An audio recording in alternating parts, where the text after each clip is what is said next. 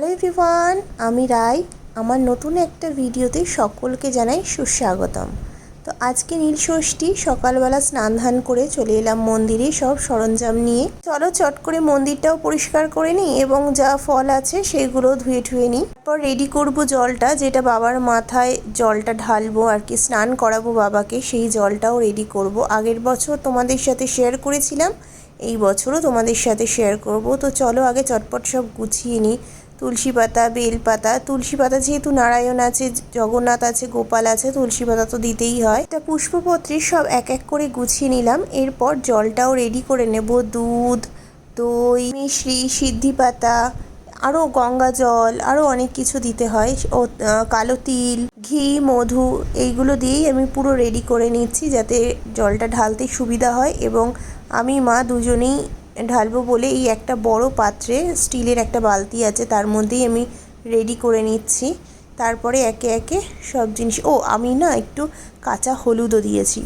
তো আমি এখানে প্রদীপগুলো রেডি করে নিচ্ছি। মায়ের জন্য একটা প্রদীপ রেডি করেছি, এবার আমার প্রদীপটাও রেডি করছি।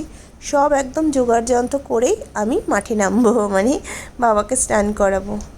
তোমরা কারা কারা করেছো অবশ্যই কমেন্ট করে জানিও।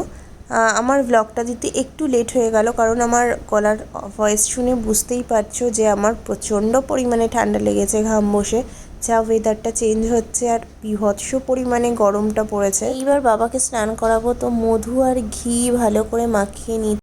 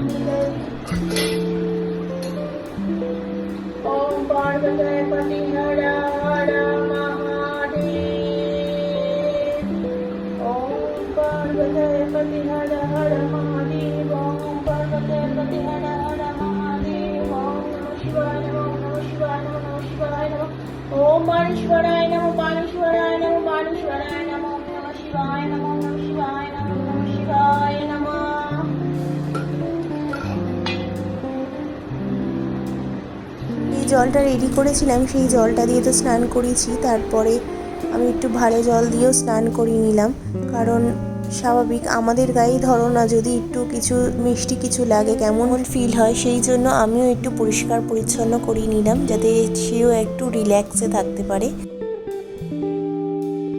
জানো তো, এই নীলষষ্ঠীর দিন একটা নিয়ম আমি জানতাম না যে আজকের দিনে হয়, এখানে এসেই আমি জানতে পেরেছি।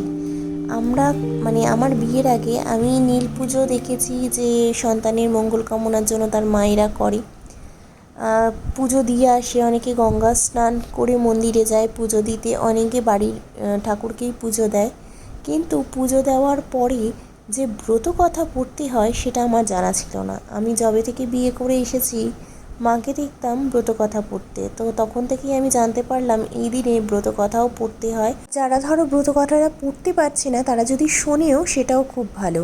তো বিয়ের পরে যেহেতু আমি তখনও নীল পুজো করতাম না, ম্যাঙ্গো হয়ে যাওয়ার পর আমি যেহেতু নীল পুজোটা করি, আগে তো মাই পড়তো, আর এখন যবে থেকে ম্যাঙ্গো হয়েছে তবে থেকে কিন্তু নীল পুজোর এই ব্রত কথার বইটা আমিই পড়ি, আর কি যে ভালো লাগে কি বলবো। আর তোমরা কারা কারা পড়ো অবশ্যই কিন্তু জানিও।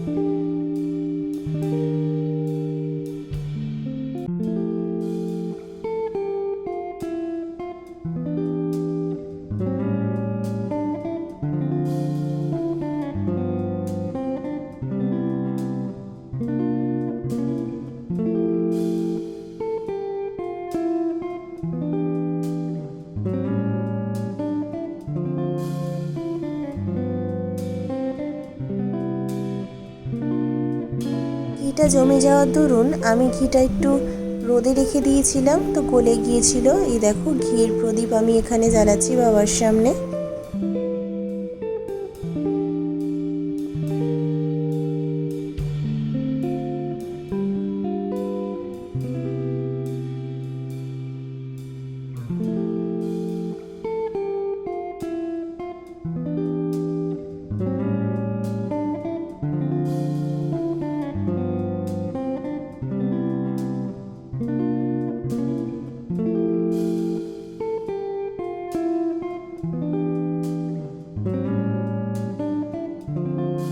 আরতি সম্পন্ন করে প্রণাম করে ব্রতকথা পড়ব। ব্রতকথাটা সম্পন্ন হলেই আজকের পুজো আমাদের সম্পন্ন হবে। সন্ধেবেলা আবারও আমরা প্রদীপ জ্বালাবো, এটাই এর নিয়ম। আজকের ভিডিওটা এখানেই শেষ করছি। টাটা।